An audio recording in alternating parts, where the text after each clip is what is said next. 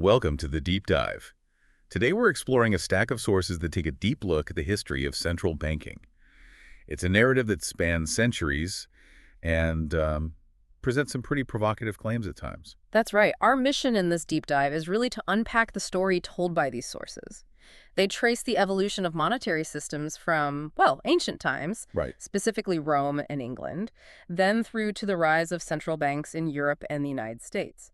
And along the way, they explore the alleged impact these systems had on economies, political events, even major global conflicts. Okay, so we'll be diving into the claims these sources make about how money was created, who they say controlled it, and, the surprising connections they draw between financial systems, debt, wars, and these big societal changes. It's certainly a journey, and these sources offer a very specific lens, through which to view history, a very particular interpretation. Okay, let's unpack this material then and see what important nuggets of knowledge and insight we can extract for you. We'll start, as the sources do, right back at the beginning with early monetary systems. So the sources begin by looking at Rome. They describe the very early forms of money, starting with signatum, which were stamped metal ingots. Okay. Later, around 289 BC, these were replaced by these sort of discoidal, cast-lead bronze coins. Now, the sources frame these Roman coins as an early successful example of fiat money. And what do they mean by fiat money here in this context? Well, as these sources describe it, it's currency issued by the state, right? Its value comes from law and decree rather than being based purely on, say, the metal content. Oh, got it. Although they do note these early Roman coins were standardized and did have some intrinsic value as metal. It wasn't totally abstract. According to this narrative, what was happening in Rome during this period, when the state supposedly controlled the money? The sources paint a picture of great prosperity, really significant growth. They claim that the period up to 300 BC saw an unsurpassed increase in public and private wealth. Measured how? Measured significantly by Rome's expansion, actually. The gain of land after its wars. The Republic grew dramatically in size during this time. So not just territory, but population, too. Exactly. The population of Rome itself is said to have risen from around 750,000 up to 1 million. The sources emphasize a strong partnership between the Senate and the people SPQR. Right, SPQR. And they note that political leaders at the time were often celebrated for their frugality and virtue, like personal virtue. It sounds like the sources are really trying to connect this state-regulated money system directly to virtue and controlled growth. That's precisely the link they draw. They explicitly state that money was strictly regulated to match population and trade increase, resulting, they claim, in zero inflation during this period. Zero inflation, that's a strong claim. It is. And they also point to a significant social reform from that time. Which? The abolition of debt bondage is known as nexum. That was abolished by the Lex Poetelia in 326 BC. And this is presented as part of this era of stability and fairness under a state-controlled monetary system. Fascinating how the sources link the monetary system to social and economic outcomes so directly. Okay, moving from Rome, where do the sources take us next? They shift focus to early England, specifically King Offa of Mercia, who ruled from 757 to 791 AD. He's credited with establishing England's first standardized monetary system. Right. Since gold was scarce then, he used silver. What was the system like? Well, the standard unit was a pound of silver, which was divided into 240 pennies. Simple enough. Right. And these pennies were stamped with a star, which was called stara. The sources say this is where we actually get the term sterling. Ah, sterling from stara. Interesting. And something else these sources emphasize about this early English period is the prohibition of usury, right? Absolutely. The sources make a significant point that King Offa introduced a statute prohibiting usury, the practice of charging interest on money lent back in 787 AD. And later kings kept this up. Yeah, later kings like Alfred and Edward the Confessor, they further entrenched these laws. The penalties were pretty severe, too: forfeiture of property, even banishment. So just to summarize this initial section then, the key takeaway the sources seem to want to leave us with is this connection between state-issued or regulated money, the absence of usury, and periods they describe as prosperous, stable, marked by controlled, healthy growth. That appears to be the foundational argument these sources are building upon, setting the stage, really. Now, the narrative takes a turn, a pretty sharp one. The sources describe the introduction and, the alleged negative impact of usury in England. They claim this shift began with the Jewish migration to England in 1066. The sources assert that they came with William I, William the Conqueror, and they make the claim, allegedly, that they financed his invasion. In exchange, they claim, they were rewarded by being allowed to practice usury under royal protection, a practice forbidden to Christians at the time. And the consequences of this, according to this narrative, how do they describe it? The sources describe them as, frankly, disastrous for the English people. They cite extremely high interest rates. Like how high? They claim 33% per year on lands that nobles mortgaged to Jewish lenders. And get this, a staggering 300% per year on tools or personal goods pledged by poorer people. 300%, wow. What was the impact on land ownership then? The sources allege that within just 2 generations, a quarter, 25% of all English lands had fallen into the hands of Jewish usurers. A quarter of the land. That's the claim. They point to figures like Aaron of Lincoln, who died in 1186, claiming he was the richest man in England, his wealth allegedly exceeding even King Henry II's. Beyond land, the sources claim other negative impacts as well. They suggest this activity undermined the traditional guilds, the craftsmen, and it created significant problems for English merchants who were, primarily involved in trade and selling actual goods, not lending money at interest. Okay. Furthermore, they allege a prominent role by Jewish lenders in things like clipping silver coins, shaving off tiny bits of metal, melting them into bullion, and even plating cheap metals like tin with silver to pass them off. And they bring in an economist to support this view. Yeah. Sort of back it up. Yes. The sources reference Dr. William Cunningham, a notable economist from back then. They claim he compared the activity of the Jews in England during this period to a sponge. A sponge. Yeah, just sucking up the wealth of the land and hindering genuine economic development. They also mention that government attempts to integrate them into other trades allegedly failed. This growing debt seems absolutely central to the narrative's next point. It is. By the early 13th century, the sources claim many English nobles were facing ruin, losing their lands not just to usury, but also, they claim, due to heavy taxation. The sources highlight a large tax levied on the Christian population in 1277, something like £60,000, a huge sum then. While claiming the Jewish lenders paid lower rates on wealth, they allegedly understated. And they make a specific claim about the king's involvement. A very specific claim that King Edward II would actually buy up the nobles' debts from Jewish moneylenders, specifically so he could seize the land for the crown himself. Which, according to the sources, eventually led to the expulsion. The narrative states that Edward VI expelled the Jews from England in 1290. They claim the king confiscated their lands and canceled the debts that were owed to him. The sources describe the following 165 years for England as a period of, economic relief. So, with the Jewish moneylenders gone, who stepped into that void? Who took over? The sources say that Christian goldsmiths began to step into that role more formally. Receipts that they issued for gold and silver deposited with them started circulating as a form of money. People used the paper receipts. And this practice is linked to a modern banking concept, isn't it? Yes, the sources identify this as an early form of what would become known as fractional reserve banking. The goldsmiths, they claim, realized they could lend out more of these paper receipts than the actual gold they held in their vaults, effectively creating money from debt. And the interest rates they charged, were they any better? The sources claim these were also high. Receipts were lent to the crown initially at maybe 8%, but they say this rate rose significantly to 20% or even 30%. Wow. Merchants allegedly paid over 33%, and workmen and the poor, they faced rates as high as 60%, 70%, maybe even 80% per year. That's still incredibly high. Very high. And the sources note that when some of these goldsmiths inevitably went bankrupt, those who had their paper receipts just lost everything. The narrative then takes a significant leap, connecting these financial dynamics directly to the English Civil War. It does. The sources propose that the growing religious divisions in 16th and 17th century England, between Anglicans and Puritans, were deliberately exploited. Exploited by whom, according to them? According to this specific narrative, this exploitation was orchestrated by Jewish conspirators. That's the term they use. That's a very serious claim made in the sources. It is indeed. The sources name one individual, Fernandez Carbajal, whom they describe as the Great Jew. They allege he organized an armed militia, maybe 10,000 operatives. 10,000. That's the number given. To intimidate people in London, distribute inflammatory pamphlets claiming this deliberately stirred up confusion and unrest. And these actions, according to the sources, directly contributed to the Civil War. The narrative draws a direct link, yes. Between these alleged activities and the outbreak of the Civil War between the Royalists and Roundheads from 1642 to 1648. The sources then just note the execution of King Charles I in January 1649. Following the execution of Charles I, the sources describe a second Jewish migration back to England. How did that happen? Well, after Charles I's death, Cromwell, who became the protector, held a conference. This was in December 1655.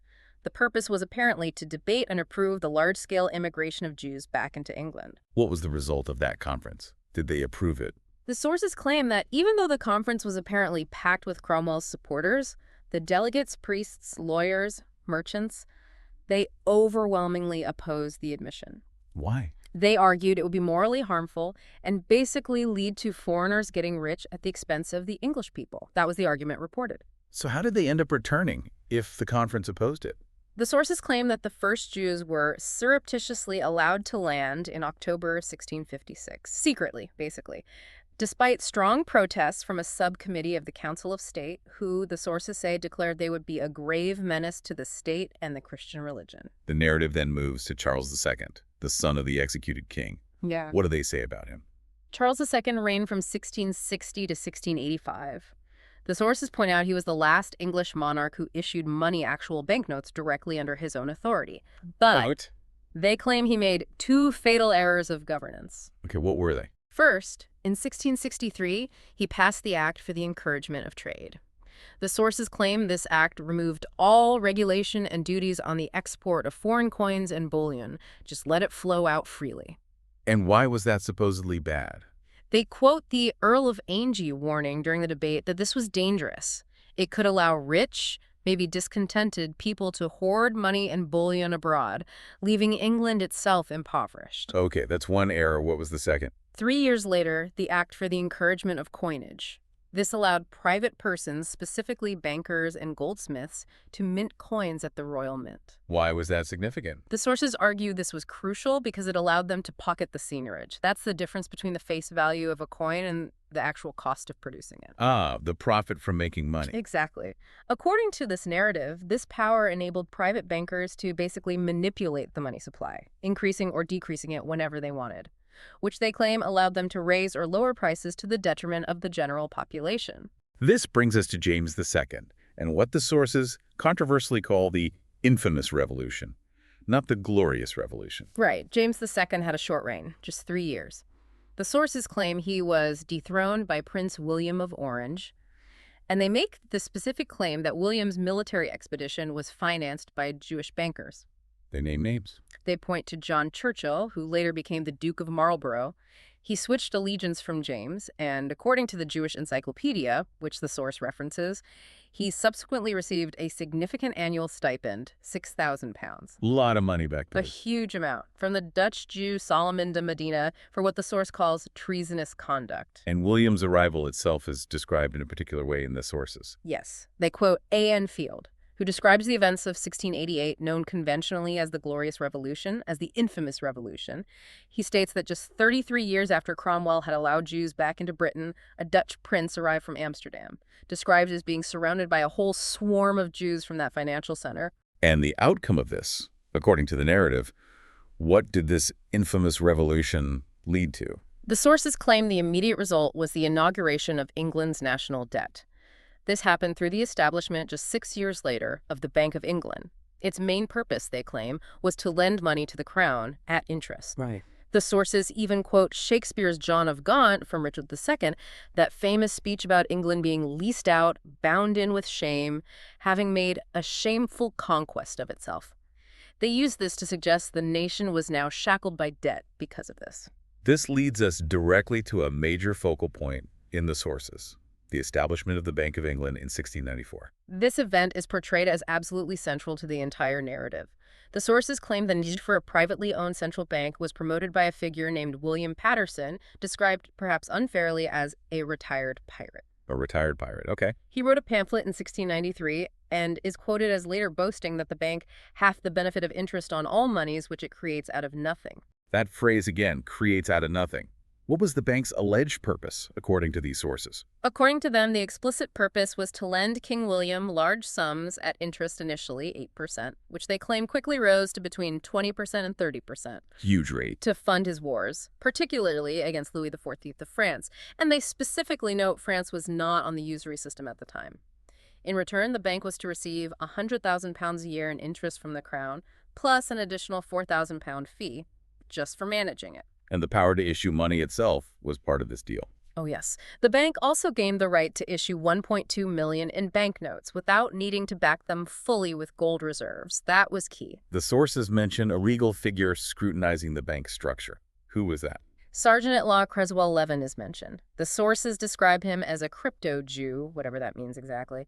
They claim he scrutinized the bank's bylaws to ensure they complied with its hidden purpose. And what do they claim that hidden purpose was? The sources explicitly state this hidden purpose was to fleece the English people in perpetuity by allowing the creation of the nation's money and means of exchange out of nothing at interest, which would compound over time. That's their very strong claim.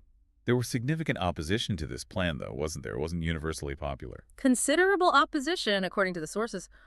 Goldsmiths and traditional moneylenders opposed it because they saw it ending their own fractional reserve racket based on gold. Okay.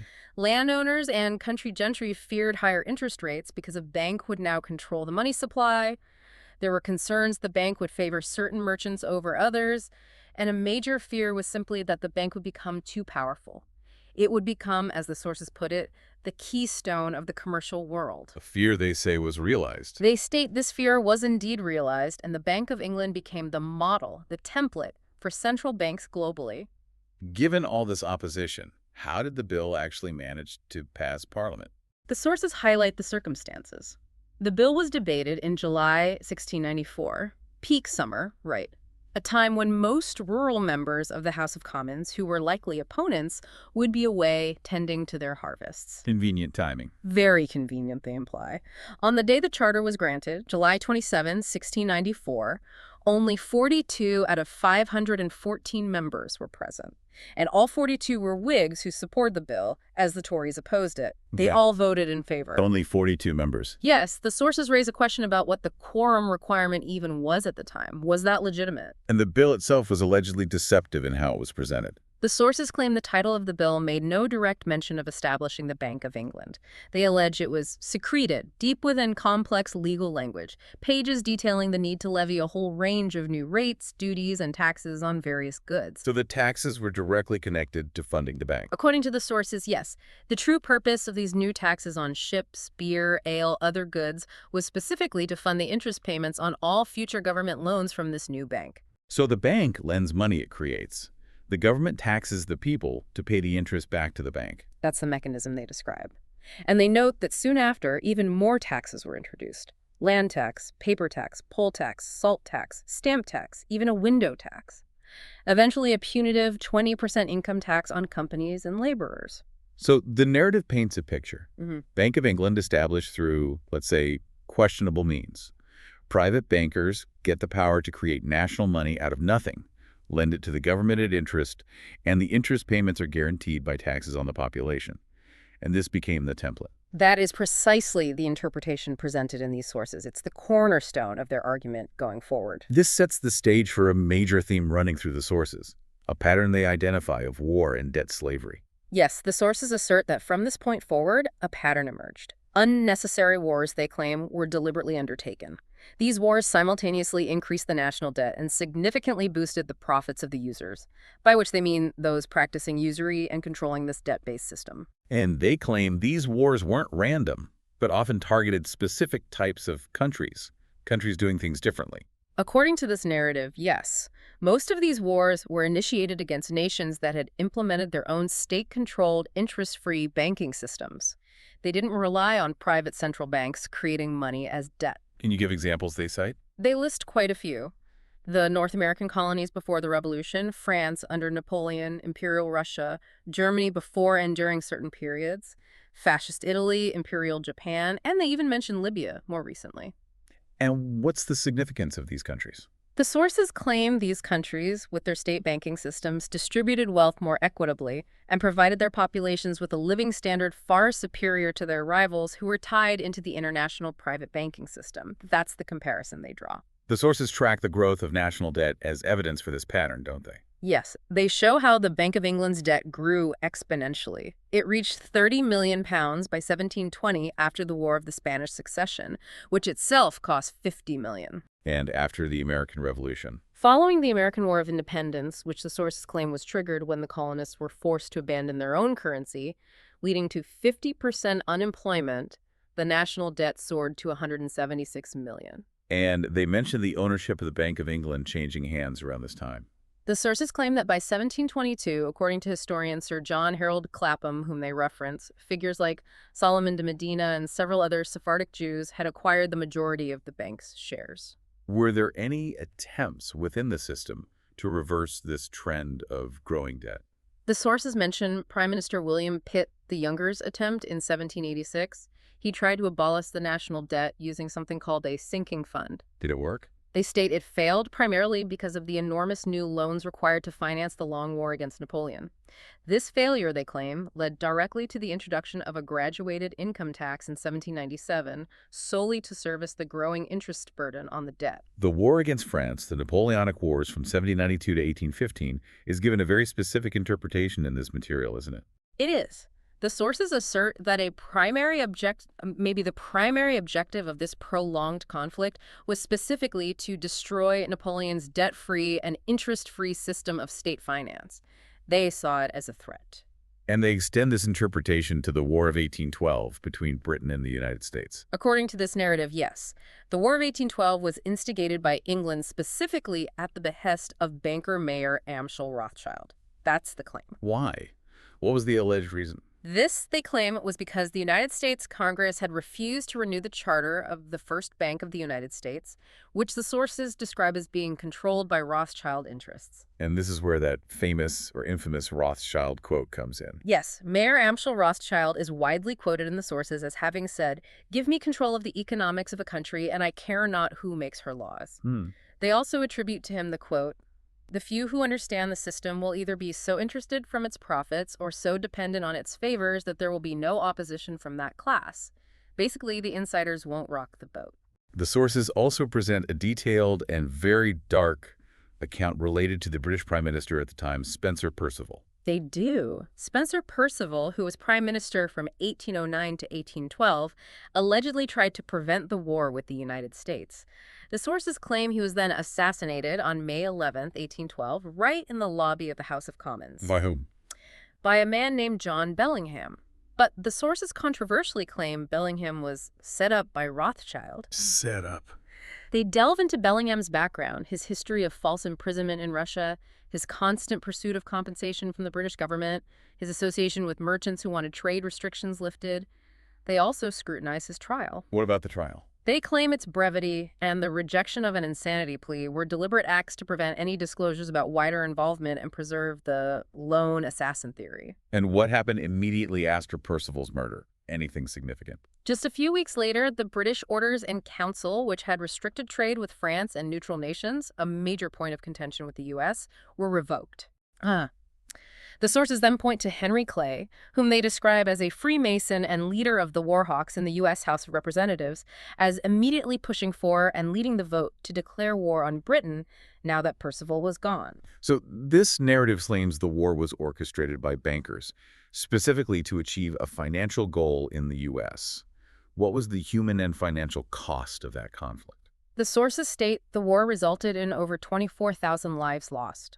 Financially, it was devastating for the United States, creating a massive $105 million war debt, which they claim increased the overall national debt by 182%. A huge increase. Huge. And the sources conclude that even though peace was signed in December 1814, Nathan Rothschild achieved his objective, the establishment of the Second Bank of the United States just over a year later, on April 10, 1816. That is a very direct and controversial claim, that the war itself was a maneuver instigated by bankers simply to regain control of American finance. That is the explicit interpretation presented consistently throughout these sources. It's central to their argument about U.S. history. This brings us squarely to the American struggle against central banking, which the sources describe as a long and pretty intense battle. Yes, the sources portray this conflict as dating back to the very beginnings of the American colonies.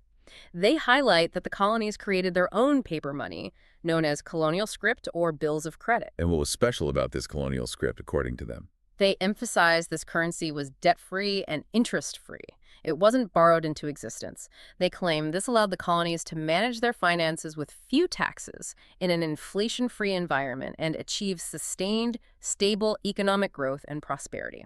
Sounds almost too good to be true, but that's the claim. And they use Benjamin Franklin's words on this to back it up. Absolutely. The sources recount Benjamin Franklin's visit to London in 1763. He was apparently struck by the poverty he saw there compared to the colonies. When asked by British Parliament about the source of the colonies' evident prosperity, he is quoted as replying, and this is a key quote for them, that in the colonies, we issue our own money. We issue it in proportion to the demands of trade and industry. Creating for ourselves our own money, we control its purchasing power, and we have no interest to pay anyone. Powerful statement. And how did the Bank of England react to this system, according to the sources? The sources claim that the very next year, 1764, the Bank of England pushed through a currency bill in Parliament. This bill severely restricted the colonies' ability to issue their own money and forbade its use as legal tender for debts. So they couldn't use their own money anymore. Effectively, yes. Instead, they were forced to issue interest-bearing bonds and sell them to the Bank of England to get currency. They had to borrow the mother country's money at interest. What was the impact on the colonies? Did it cause problems? According to these sources, the colonial economy collapsed almost overnight. They claim that within just 1 year, more than half the population was unemployed and destitute. Half the population. That's the claim. The sources are emphatic, stating that the abolition of the colonial currency was the primary cause of the revolution. They describe the Stamp Act of 1765, which usually gets the attention, as merely the last straw. Okay, so during the Revolutionary War itself, the Continental Congress tried issuing its own currency again, didn't they? Yes, the continental currency. A total of over $241 million worth was issued to fund the war effort. But the Bank of England didn't like that. The sources claim the Bank of England quickly retaliated by hiring hundreds of people to produce millions of dollars worth of counterfeit banknotes, literally counterfeiting the continental currency on an industrial scale. And shipped them over. Shipped them to New York, which was under British control, to flood the American market and destroy the currency's value. And what was the effect of this alleged counterfeiting? The sources state that the continental dollar held its value reasonably well for the first 2 years. But as the alleged flood of English counterfeit notes increased, its value plummeted. By 1780, the sources claim $1 was worth only about 2.5 cents. It became almost worthless. And they mentioned this wasn't a unique tactic. They note a similar alleged counterfeiting operation against the French revolutionary currency, the assignat, in the 1790s. They contrast this with Napoleon later introducing a government-issued franc in 1803, which they present as more stable. After the war, the Bank of North America was established. What did the sources say about that? In 1781, even before the war officially ended, Robert Morris, the superintendent of finance, introduced a bill that the sources claim restored the new state to servitude. Harsh words. Why servitude? Because this bank, starting operations in 1782, used foreign loans, borrowed money to issue paper currency. And the sources claim inflation surged significantly between 1791 and 1796 as a result. Did everyone accept it? No. Notably, in 1795, the state of Pennsylvania actually withdrew its jurisdiction from the bank, citing, according to the sources, alarming foreign influence and fictitious credit. This bank was then succeeded by the First Bank of the United States in 1791. This is a big one in the narrative. A very big one. This bank was chartered in 1791. The sources claim it was imposed as a result of the intrigues of Alexander Hamilton, the Secretary of the Treasury. Hamilton, a founding father. Yes, but the sources allege his actions indicate he was working hand in glove with the directors of the Bank of England. They claim the first bank was directly modeled on the Bank of England. How was it structured? 80% private ownership, 20% held by the U.S. government. Very similar to the Bank of England model. There was very strong opposition to this new bank from some prominent figures, wasn't there? Absolutely. Future presidents like John Adams, James Madison, and especially Thomas Jefferson were strongly against it. The sources extensively quote Jefferson. What did Jefferson say? He called the central bank an institution of the most deadly hostility existing against the principles and form of our Constitution. Strong words. He also described it as more dangerous to our liberties than standing armies. Wow. He accused it of creating a moneyed aristocracy and stated emphatically that the issuing power should be taken from the banks and restored to the people. He even predicted, quite chillingly, that if banks gain control of the currency, they will eventually deprive the people of all property until their children will wake up homeless on the continent their fathers conquered. That's quite a prophecy. Yeah. Did the sources claim this bank caused economic problems quickly? The sources state that the very next year, 1792, the bank allegedly orchestrated the Panic of 1792. How did they supposedly do that? They claim it did this by first flooding the market with cheap loans, encouraging borrowing, and then suddenly calling most of them in. This precipitated a 25% plunge in bond prices and created significant financial chaos. A deliberate boom and bust, they argue. And what happened to the government's initial ownership share, that 20%? The sources claim that the bank deliberately forced the government to sell its 20% shareholding between 1796 and 1802. They did this by demanding partial repayment of a loan it had made to the government. So the bank basically forced its owner out. That's how the sources portray it. They call it a cunning ruse to make the bank 100% privately owned. And they claim that by the end, 75% of the shares were held by foreigners, identified specifically with the Rothschilds. Okay, so when the bank's 20-year charter was up for renewal in 1811, it faced strong opposition, presumably. Yes, very strong. The sources list numerous reasons. The bank's secrecy about its profits, its clandestine operations, the widespread belief that it was unconstitutional, the perception that it primarily served northern financial interests over southern and western agrarian interests, And the foreign ownership. and huge public anger over its 100% foreign ownership by that point. The press at the time, according to the sources, used terms like a great swindle, a vulture, a viper, and a cobra to describe the bank and the renewal bill. Did the renewal pass? No. It was narrowly defeated in Congress by just one vote, 65 to 64. And this refusal, according to the sources, is what directly triggered the War of 1812. We touched on this, but they link it directly. The sources make that precise claim. They state that when Mayor Amschel Rothschild heard the charter renewal had been defeated, he flew into a rage. That's the quote used. A rage. He is alleged to have declared that either the charter was renewed or the U.S. would face a most disastrous war, threatening to teach those impudent Americans a lesson and bring them back to colonial status. That's an extraordinary claim, and they say he acted on this threat. The sources state that Rothschild then allegedly worked to influence British Prime Minister Spencer Perceval to declare war, which Perceval resisted, leading to his assassination, as claimed earlier. They also claim Rothschild set up agents like Harries, Bellingham, Wilson, and Peck in North America to provoke the Americans. And they mentioned Henry Clay again. Yes, they name Henry Clay and the War Hawks in the U.S. Congress as being agents of Rothschild influence, pushing for war from the American side after Perceval was removed. So, just to be clear, in this narrative, the entire War of 1812 is presented as a conflict instigated by bankers solely to force the United States to accept a central bank. That is the clear, unambiguous interpretation provided by this material. And they state that Nathan Rothschild's objective was ultimately achieved with the establishment of the Second Bank of the United States in 1816, right after the war. How did this second bank compare to the first one? Was it different? Structurally similar, but bigger and more powerful.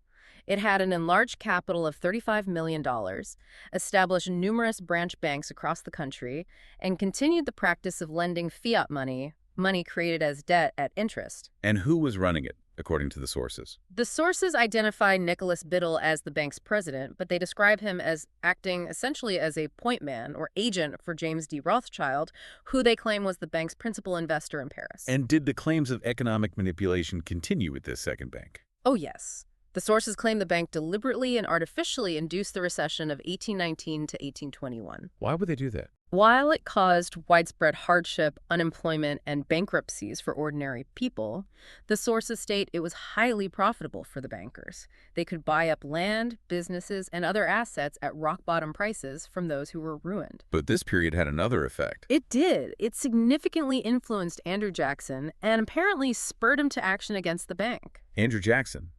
He's presented as a major figure fighting against this system in the sources, isn't he? He is depicted as a staunch, almost heroic opponent of the central bank. In his 1832 re-election campaign, his central slogan was, famously, "Vote Andrew Jackson, no bank." He declared that the monster must perish. What was his core argument against it? He articulated the belief that if Congress has the constitutional right to issue paper money, that power should be used by the government itself for the public benefit, not delegated to private corporations who would profit from it. Did he see it as a danger? A huge danger. He's quoted as saying banks were more dangerous than standing armies. He also predicted, echoing Jefferson, that if the American people truly understood the rank and injustice of our banking and money system, there would be a revolution before morning. He even survived an assassination attempt during this period, didn't he? The sources mention a failed attempt on his life on January 30th, 1835. A man named Richard Lawrence fired 2 pistols at him at point-blank range, both misfired. The sources describe Lawrence as a presumed Rothschild agent. But Jackson ultimately succeeded in dismantling the bank? Yes, in 1836, he effectively collapsed the bank by withdrawing all government deposits and placing them in state banks. And what happened with the national debt then? The sources highlight that Jackson then promptly repaid the national debt in its entirety, for the first and only time in U.S. history.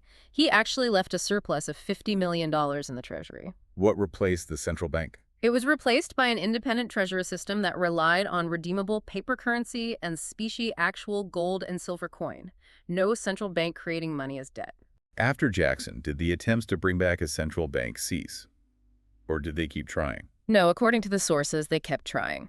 They claim that during President John Tyler's term from 1841 to 1845, 2 attempts were made by Congress to renew the bank's charter. Who was behind these attempts, according to the sources? They allege these attempts were under the sponsorship and influence of Henry Clay, again described consistently as being under Rothschild influence. And what did President Tyler do?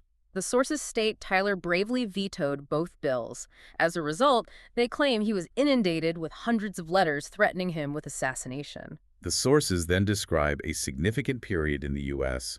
without a central bank. How long did that last? For 77 years, according to their timeline, from roughly 1836-1845 until the Federal Reserve Act in 1913, though they pushed the end date to 1922 in some contexts. During this time, the United States operated without a central bank. How was the money supply managed then? The sources state that its money supply was funded primarily by debt-free and interest-free Treasury greenback dollar bills. These were first issued by President Abraham Lincoln in 1862. Why did Lincoln issue them? Specifically to finance the Civil War. The sources claim Lincoln refused loan offers from private bankers who were demanding exorbitant interest rates, somewhere between 24% and 36%. So he had the Treasury issue its own currency directly. And what do the sources say about Lincoln's fate? Does it connect to this? The sources make the very controversial claim that Lincoln's decision to issue these interest-free greenbacks and his general defiance of international bankers like Lionel Rothschild and his uncle James led directly to his assassination on April 15, 1865. Who do they claim was responsible? They claim he was killed by John Wilkes Booth, whose real name, they allege, was Botha, acting at the behest of the Rothschilds' local agent named Rothberg. Another assassination attributed to these forces. The Civil War obviously left the U.S. with substantial debt. What happened with that? A huge war debt, around $5 billion. The sources explain that due to wartime inflation, the value of these government war bonds had declined significantly. People needed cash, so they sold them cheap. Who bought them? The sources claim large quantities of these devalued bonds were bought up very cheaply by Rothschild's agent in the U.S., a banker named August Belmont. And then? Belmont then allegedly influenced the 1868 presidential election, secretly supporting Ulysses S. Grant over Horatio Seymour. Seymour had favored paying off the bonds with the existing paper currency, the greenbacks. Grant had a different approach. And Grant's policy on the debt once he was elected? Upon taking office in 1869, Grant introduced the Public Credit Act. This act stipulated that the war bonds would be paid off at their full face value, not their depreciated market value, and paid in gold, not greenbacks. What was the result for those holding the bonds? The sources claim this resulted in the Rothschilds and their associates, like Belmont, making a massive 100% profit on the devalued bonds they had bought up for pennies on the dollar, a huge windfall paid by the taxpayers. This leads to another key event in this narrative. Yeah. The crime of 1873. What was that about? Yes. This refers to an act passed on January 17, 1873, which effectively demonetized silver by abolishing the silver exchange and formally imposing the gold standard as the sole basis for U.S. currency. Why was this significant, according to the sources? They cite a sworn affidavit from 1892 by two individuals, Lukenbach and Sade. These men allegedly claimed the demonetization of American silver had been explicitly ordered by the governors of the Bank of England. Ordered by the Bank of England. That's the claim in the affidavit. And that the Bank of England had paid $500,000, $500,000 then, to bribe key members of the U.S. Congress dealing with financial matters to pass the act. Wow, and this is part of a bigger plan. They see a similar move to demonetize silver in the German Empire in 1871 as part of a synchronized scheme by Rothschild interests to entrench the gold standard globally, which they argue gave bankers more control. What was the consequence of being solely on the gold standard in the U.S., according to the sources? The sources claim the gold standard wrought havoc on the American economy. They argue it empowered private bankers to deliberately manipulate the economy by withholding loans and restricting the money supply whenever they chose. Leading to? This, they claim, led directly to a series of unnaturally created panics or bank runs, major financial crises occurring repeatedly between 1873 and 1907. And these weren't just natural downturns. No, the sources describe these panics as deliberately orchestrated by powerful banking interests. The goal, they allege, was to cause widespread economic despair and instability, thereby creating the necessary public clamor and political pretext for the reestablishment of a central bank in the U.S. We need a central bank to stop these panics. That was the desired reaction. President James Abram Garfield also spoke out against this system, according to the sources, didn't he? Yes, the sources quote President Garfield in June 1881, very shortly after he became president. He stated that whosoever controls the volume of money in any country is absolute master of all industry and commerce. A strong statement about control. Very strong. He added that the system is very easily controlled by a few powerful men at the top, and that this control is what explains the cycles of boom and bust, inflation and depression. He saw it as manipulation. And what happened to President Garfield? Does the narrative connect his fate too? The sources state that Garfield was shot by another lone assassin, Charles J. Guiteau, just 2 weeks after making these statements in July 1881. He died from complications in September 1881. And the assassin. They allege improper medical care contributed to his death.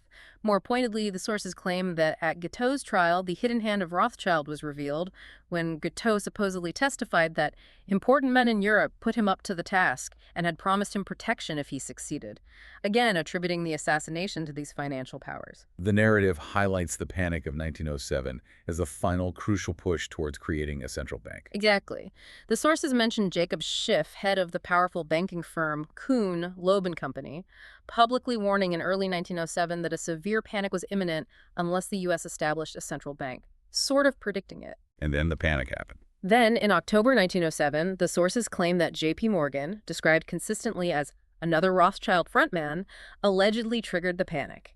He did this, they claim, by deliberately spreading rumors about the insolvency of a rival bank, the Knickerbocker Trust Company. And the result of these rumors? The sources detail the ensuing financial crash, a 50% loss in stock values, an 11% drop in industrial output, a significant rise in unemployment, chaos. And the conclusion drawn by the sources? Their conclusion is that these continuous, allegedly artificially created boom and bust cycles, culminating in the 1907 panic, successfully generated the public motivation and political pretext needed. People were desperate for stability. This desperation allowed proponents to push through the establishment of a central bank, which was promised as the ultimate solution to prevent such crises in the future. This brings us right to the establishment of the U.S. Federal Reserve Bank in 1913, a pivotal moment in this narrative. Absolutely central. According to these sources, two slightly different plans were presented to the public: the Aldrich Plan, named after Senator Nelson Aldrich, Who the sources link to? linked to the Rockefeller family and J.P. Morgan, and the Wall Street Plan, championed by Paul Warburg, whom the sources identify as a German Jewish banker acting on behalf of the Rothschild interests in Europe. Were the plans really different? Despite minor superficial differences, the sources claim both plans had the identical core aim to establish a central reserve bank, owned and controlled by private bankers, but with the appearance of being a government entity. And the sources describe a very secret meeting related to drafting this plan. Yes, the infamous Jekyll Island meeting in November 1910. It's a cornerstone of this conspiracy narrative. What allegedly happened there? The sources claim a group of prominent banking figures they name Senator Aldrich, Assistant Treasury Secretary Andrew, bank presidents Vanderlip, Davidson, Norton, Strong, and Paul Warburg himself sneaked out of New York in Aldrich's Pullman car with all its blinds drawn. Very cloak and dagger. Where do they go? To meet in total secrecy at the exclusive Jekyll Island Hunt Club, an island off the coast of Georgia owned by J.P. Morgan. And what supposedly happened during the secret meeting? The sources make the extraordinary claim that over the next 10 days, this group, whom they describe colorfully as criminally inclined financiers, who allegedly used only first names to conceal their identities even from the club staff, hammered out the basic plan for the Federal Reserve System. They claim this small group determined the financial fate of the American people and, indeed, the world. But there was still significant opposition to this proposed central bank, even after Jekyll Island. Vehement opposition, according to the sources. Congressman Charles August Lindbergh Sr., father of the famous aviator, is quoted strongly opposing the bill in Congress. What did Lindbergh say? He called its passage the establishment of the most gigantic trust on earth.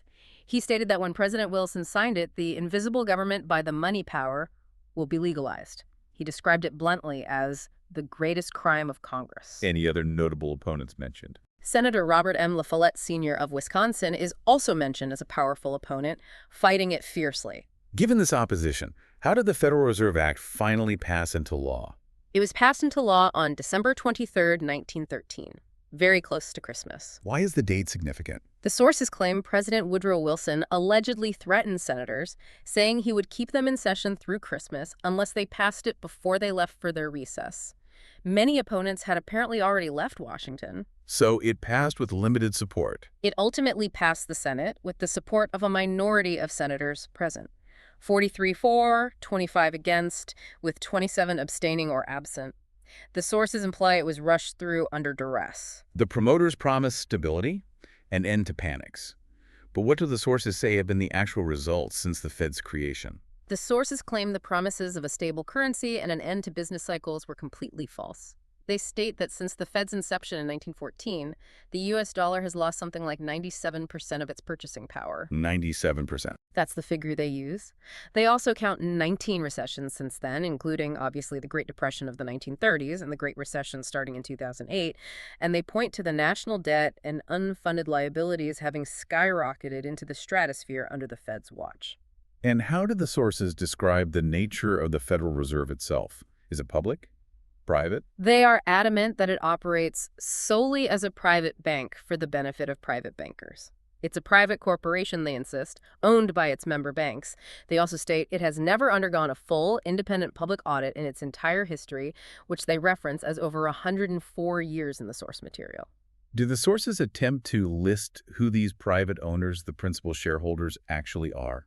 Yes, the sources list the principal shareholders, though verifying this independently is notoriously difficult. They name the Rothschild banks of London and Berlin, Lazard Brothers banks of Paris, Israel, Moses Saif banks of Italy, Warburg Bank of Hamburg and Amsterdam, Lehman Brothers, Kuhn Loeb and Company, Goldman Sachs of New York, and J.P. Morgan Chase Bank. A who's who of international finance. The sources extensively quote Congressman Louis T. McFadden regarding the Federal Reserve. He seems like a key critic for them. Yes. Congressman McFadden, who was actually the chairman of the House Banking and Currency Committee in the 1920s and early 30s, gave a powerful speech in 1932, which is quoted at length in the sources. He held nothing back. What did he say? He called the Federal Reserve one of the most corrupt institutions the world has ever known, claiming it cheated the U.S. government and the American people systematically. He described it as a private credit monopoly which preys upon the people for the benefit of its private shareholders and foreign customers. He called the individuals involved moneyed vultures and financial pirates. Strong language. Did he make accusations that went beyond just domestic finance? Did he connect it to global events? Yes, absolutely. McFadden is quoted accusing the Fed board and the international bankers behind it of using money taken from the United States Treasury to finance Japan's war against Russia back in 1904. He accused them of creating terror in Russia and financing Trotsky and the Bolshevik Revolution using American dollars. He even added that they had since begun the breaking up of American homes and the dispersal of American children through the economic hardship caused by the Depression, which he blamed squarely on the Fed. And did he claim President Wilson, who signed the act, was aware of all this? McFadden is quoted as saying that President Wilson was allegedly deceived by the bankers' public facade of philanthropy and public service. He claimed Wilson later realized his mistake and turned bitterly against Colonel House, who the sources identify as a key Rothschild agent instrumental in the Fed's creation. What did McFadden propose should be done?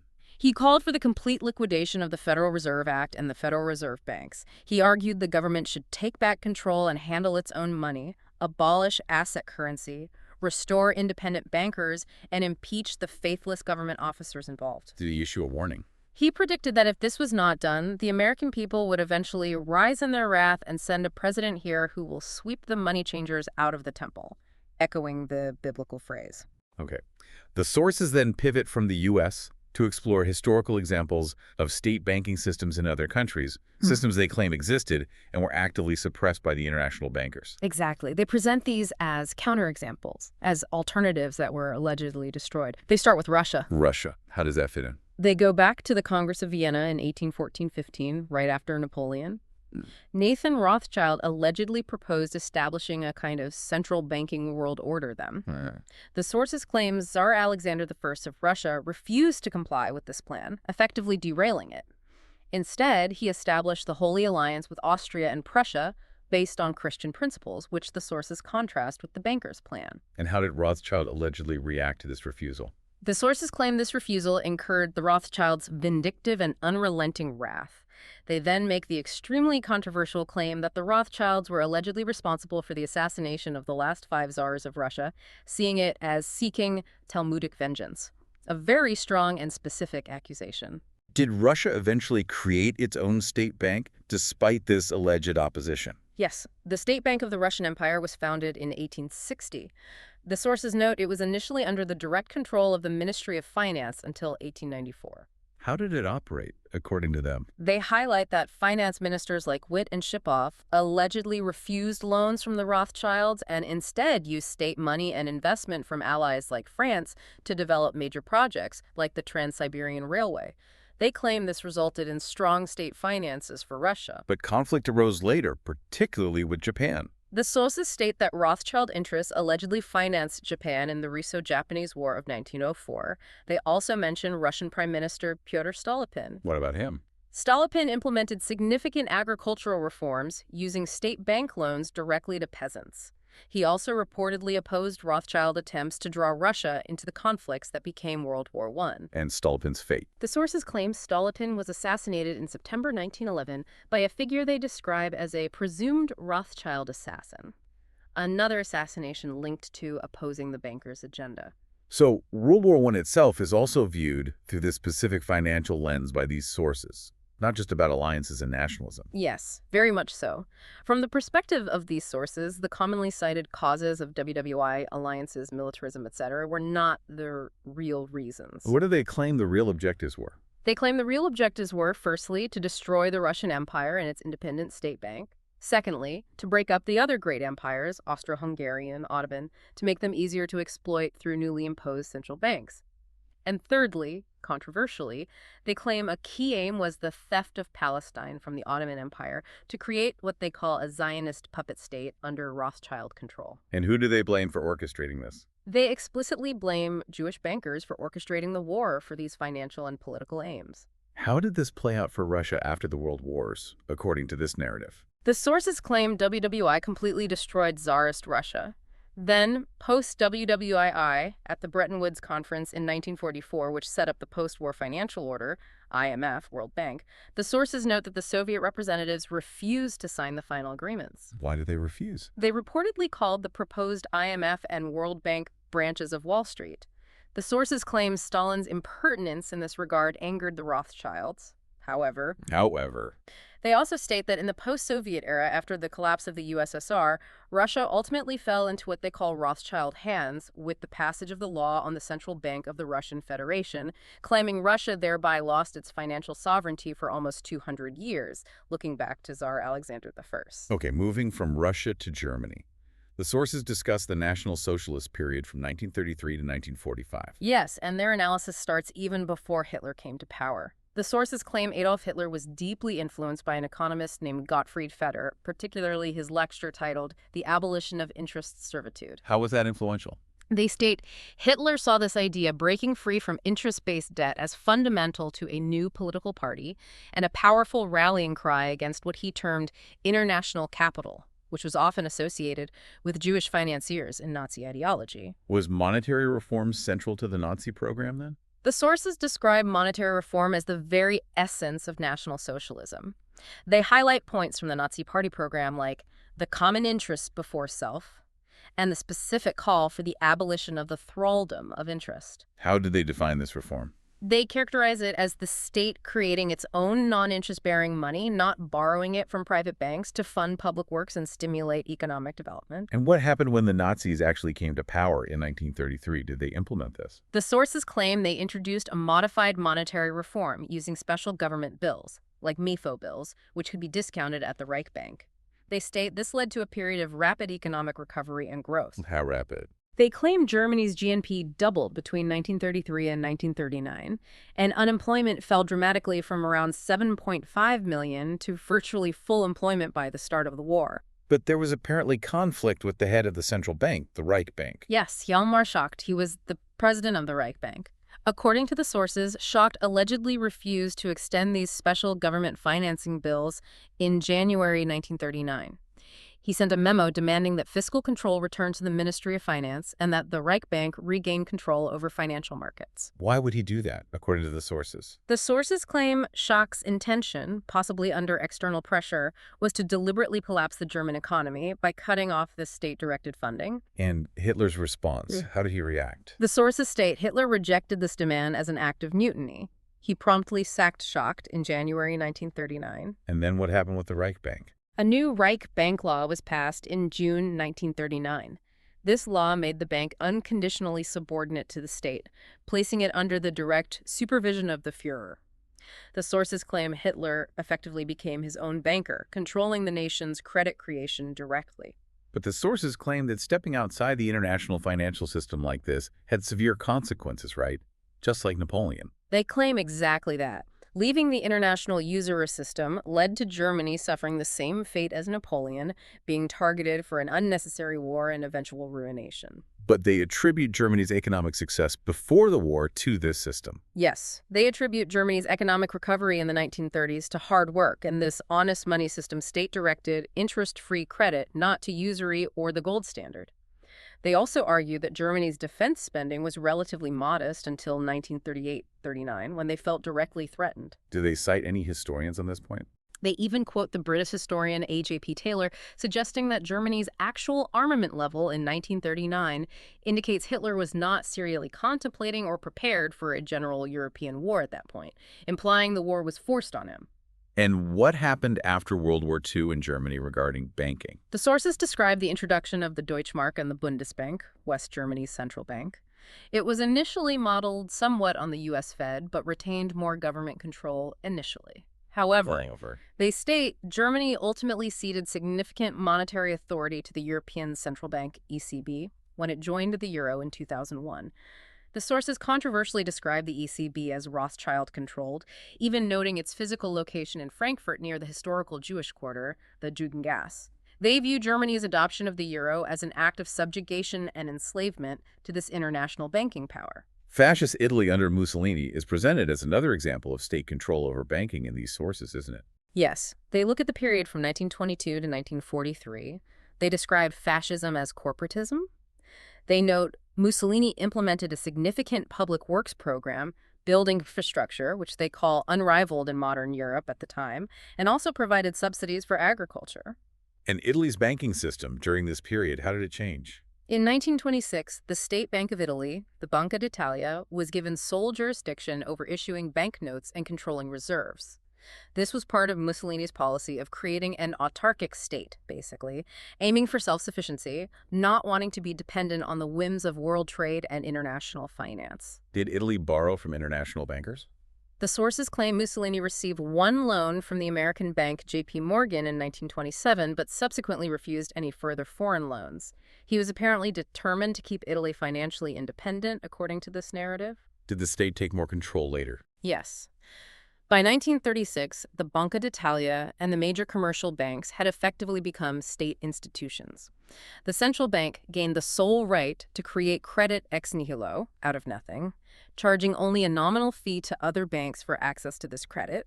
Limits on state banking were lifted, and Italy also abandoned the gold standard. Okay, finally, the sources look at Japan before and during World War II. Right. The Bank of Japan was founded way back in 1882.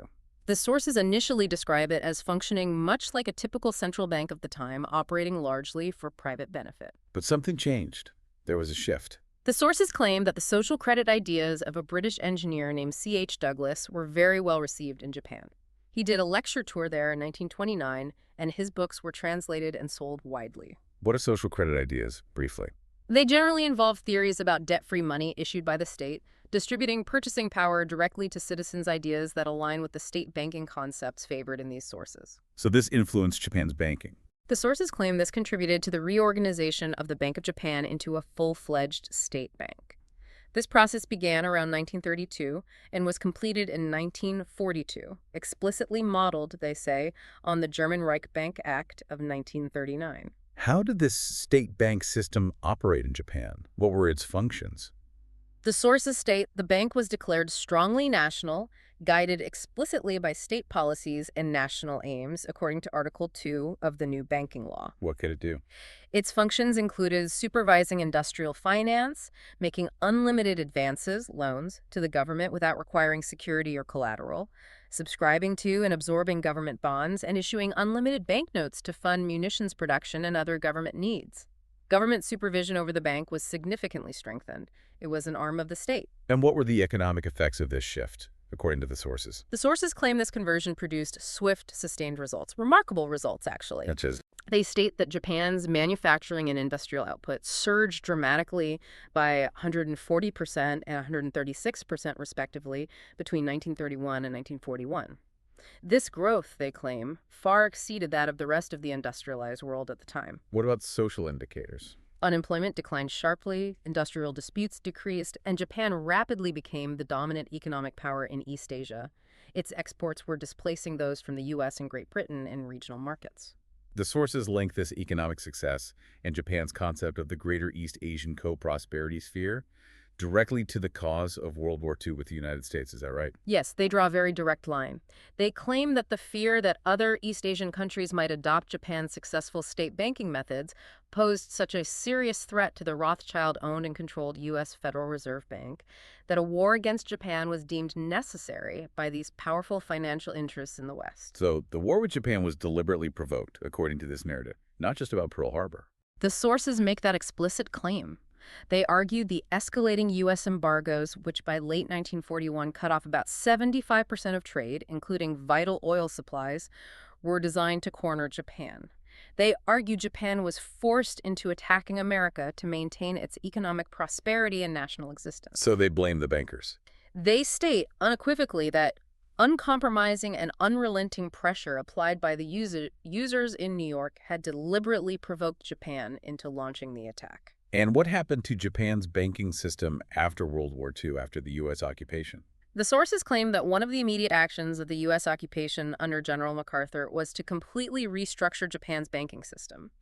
The goal, they allege, was to make it compliant with the norms of international bankers and the usury system. How was it restructured? They state unlimited state financing of the government was abolished. The large industrial combines, the zaibatsu, which had worked closely with the state bank, were dismantled, while the Ministry of Finance initially retained some control over the Bank of Japan. It changed later. The sources claim later international regulations, like the Basel I capital requirements in 1988, forced the Bank of Japan to raise capital ratios, which they argue choked off credit and led to Japan's long recession, the lost decades. Ultimately, they say, yielding to demands for an independent Bank of Japan in 1998 turned it into what they describe as just another typical Rothschild-controlled central bank, no longer serving national interests first. This brings us to the final section in these sources, where they discuss modern banking crises and what they ominously term looming catastrophes. Yes, they wrap up by connecting the historical narrative to recent events and future projections. They briefly describe different types of banking crises, individual bank failures, bank runs where people panic and withdraw funds, and systemic crises where the whole system freezes up. And they connect these back to the earlier U.S. history. They reiterate their claim that the series of U.S. financial panics that occurred after the imposition of the gold standard from 1873 onwards were not accidents, but were deliberately orchestrated to create public despair and provide the political pretext for establishing the U.S. Federal Reserve in 1913.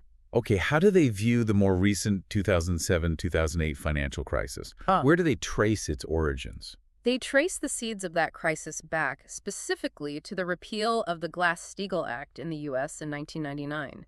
Glass-Steagall had separated commercial banking, taking deposits, making loans, from investment banking, underwriting securities, trading. Why was repealing it significant? The sources quote Senator Carter Glass, one of the act's original authors from the 1930s, who reportedly said something like, "With a gun, a man can rob a bank, but with a bank, a man can rob the world." Repealing the act, they argue, allowed banks to gamble with depositors' money again and take huge risks. And they also link it to U.S. housing policy. Yes, the sources mention the Clinton administration's national home ownership strategy. They claim this pushed banks to relax lending standards significantly to get more people into houses, even those who couldn't really afford them. Leading to? This, they argue, artificially fueled a massive property boom where prices rose dramatically. They cite 124% between 1998 and 2006, but actual affordability declined. It was a bubble. And the complex financial products played a role. A huge role. They discuss the rapid expansion of things like credit default swaps, insurance on debt, and collateralized debt obligations, CDOs basically, bundles of mortgages, including many risky subprime ones, sliced up and sold to investors.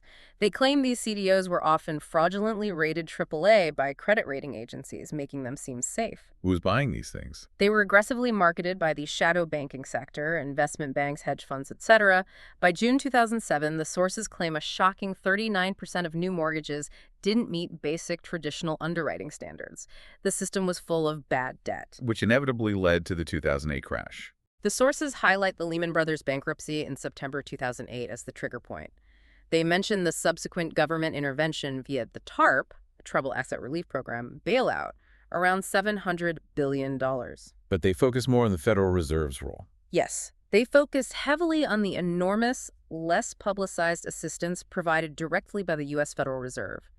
They cite an Inspector General's report estimating the Fed provided over $16 trillion, possibly as high as $24 trillion, in loans and guarantees to prop up what the sources describe as an essentially insolvent banking sector. Trillions. Trillions. They note the Fed's own balance sheet expanded by 500% during this period as it absorbed toxic assets. The 6 largest Western banks also massively inflated their balance sheets. Regulations like Dodd-Frank in the U.S. and international agreements like Basel III were introduced after the crisis, supposedly to prevent a repeat. What did the sources say about them? The sources discuss these measures, which generally proposed higher capital and liquidity requirements for banks, making them hold more reserves. However, They're skeptical. they express deep skepticism. They predict these regulations will likely have the opposite effect of what is intended. By forcing banks to hold more capital, they argue, it will cause the overall money supply to shrink because banks create money by lending and potentially deepen future recessions, not prevent them. What do the sources identify as the fundamental underlying problem with the current debt-based monetary system as they see it? The core problem, according to this narrative, is inherent in the way money is created. Since money is primarily created when banks make loans, i.e. when debt is incurred, the entire system requires constantly sinking ever further into debt just to maintain the existing money supply, let alone grow the economy. So the push for growth is essential. They argue the constant mantra of growth, growth, growth is absolutely necessary in this system because if loans were actually repaid en masse, the money supply would literally vanish, causing deflation and collapse. Debt must always increase. What's their proposed alternative? They propose that a worldwide debt cancellation, a jubilee, would be necessary if the current system were ever replaced by what they advocate. State-created, interest-free money issued directly by governments, not borrowed from private banks. They also connect these financial issues to broader economic shifts like deindustrialization, don't they? Yes, the sources link the deindustrialization of Western countries, which they attribute largely to globalization and free trade agreements, to rising structural unemployment and widening trade deficits. How does this relate to debt? They claim that consumers in these deindustrialized countries have had to take on increasing levels of personal debt, credit cards, mortgages, student loans, simply to try and maintain their previous living standards as real wages stagnated or declined. They cite the skyrocketing amount of U.S. private debt required to generate each dollar of GDP growth as a clear sign that the system is fundamentally untenable. Beyond finance and trade, the sources bring in other major factors that they see contributing to future problems. What are they? They discuss the concept of declining energy returns on energy invested, or EREI. Basically, it's becoming harder and more expensive energetically to extract fossil fuels and other resources. What are the predicted consequences? They predict this will lead to inevitably rising energy costs, potentially causing mine and industry closures, severely impacting modern agriculture, which is very energy intensive, and resulting in a significant drop in overall living standards. Any other resource issues mentioned? Water scarcity is also mentioned as a major looming issue, with global water consumption having quadrupled in the past century. They cite predictions that global demand for fresh water will significantly exceed reliable supply by 2030. But they highlight one factor above all others as the most critical, the overriding factor. What is that? Yes, the sources identified the collapse in the birth rate, particularly among populations of European descent and in Northeast Asia, as the single most significant long-term issue. And they connect this to the earlier parts of the narrative. They make the highly controversial claim that the two world wars, which they argue were fundamentally fought over usury-based versus state-based financial systems, were the key events that set this demographic decline in motion among European populations. Do they provide specific demographic data to support this? Yes, the sources present data showing the white or European descended population globally has declined dramatically as a percentage of the world total from perhaps 36% around 1900 down to about 13.3% by 2016, according to their figures, even though absolute numbers increased over that time. And fertility rates. They state that fertility rates in most major white majority countries and also in Northeast Asian countries like Japan and South Korea are now well below the replacement rate of 2.11 children per woman. What conclusion do they draw from this? They claim this points to a near mathematical certainty that most of these populations will have effectively died out or become small minorities by the year 2100 unless fertility rates increase substantially, which they deem highly unlikely given current trends. How do they say this decline is sometimes hidden? They claim this sharp decline is often obscured in official statistics by including rapidly growing non-white immigrant populations within the overall national figures of Western countries. They provide specific examples of estimated white percentages in various countries as of 2016, showing significant declines. Do they mention other regions? They also note China's extremely low fertility rate, around 1.05 at the time of the source, exacerbated by its former one-child policy, suggesting demographic decline is not solely a Western issue. And how do these demographic trends connect back to the narrative about banking crises and control? What's the final point? The sources conclude by suggesting that the principal hidden purpose of the banking crisis of 2008 and ongoing instability is to generate a general feeling of desperation. Desperation that leads people to clamor for a solution. What kind of solution? A solution like a wanted central bank, a global financial authority. They see this as similar to how the series of panics before 1913 allegedly created the pretext and public demand for the U.S. Federal Reserve. Create the crisis, then offer the predetermined solution. But they end with a caveat. A question. Yes, they end by raising a significant question about whether the bankers, the users, will ultimately achieve this objective of global financial control because, they suggest, the host may well vanish by then? The host. What do they mean? They're implying that the demographic decline of the populations that have traditionally supported and sustained this debt-based financial system might undermine the entire structure before global control can be fully consolidated. The system needs indebted people to function, and if those populations shrink drastically, well, that's the question they leave hanging. Wow, that was a truly extensive deep dive into this specific stack of sources. It's a narrative that weaves together centuries of financial history, major wars, huge societal shifts, all viewed through this very particular lens of banking systems and the concept of usury. It really is. We've explored the claims about state-issued money supposedly leading to prosperity, the source's argument that usury introduced debt, exploitation, and conflict, and how pivotal historical events. I mean, from the English Civil War and the founding of the Bank of England right up to World War I, the Fed, the Great Depression are interpreted through this specific financial narrative. Yeah, the sources certainly present a consistent pattern where they allege attempts at state-controlled, interest-free banking were actively and often violently suppressed by powerful international private banking interests, always leading, they claim, to increased national debt and global conflict. It's definitely a lot to process, and it offers a starkly different perspective on many well-known historical events and economic principles compared to, the conventional understanding you might get in school or mainstream history. So considering the narrative presented in these sources, what does all this mean for you, the listener?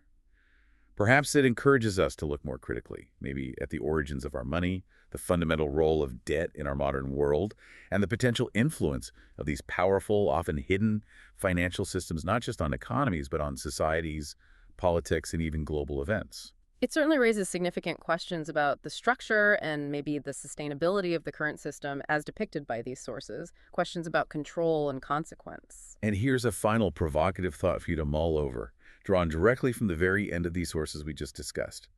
If, as the sources claim, the current financial system requires endless growth fueled by ever-increasing debt, what happens if the underlying population, what the sources controversially term the host population that carries this debt, continues to decline significantly, as the demographic data presented in this material suggests is already happening in many developed nations? That's a challenging idea to sit with. What does that imply for the future?